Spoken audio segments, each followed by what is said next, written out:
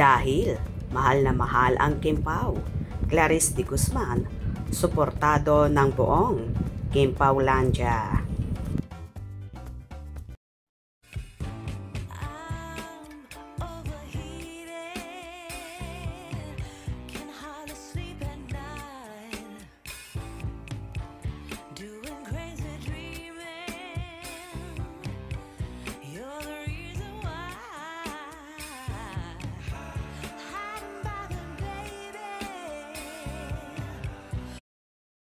Tuloy-tuloy ang kasikatan ng Nation's Mom na si Clarice de Guzman ha.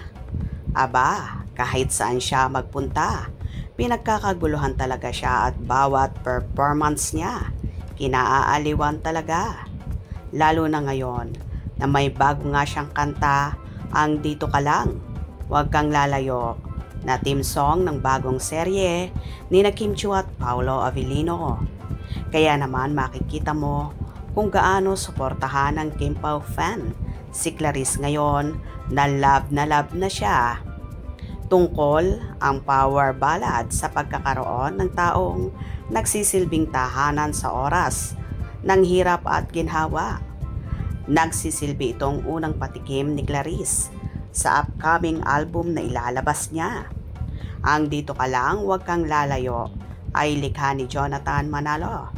Sinusundan nito ang extended play na Feels na inilabas ni Clarice last year na naglalaman ng mga awiting Dito, Minamahal Pa Rin Kita, Bibitawan Ka, at syempre naghahanda na rin siya para sa big night concert niya na gaganapin sa Araneta Coliseum ngayong September 16. Bongga ka, Clarice!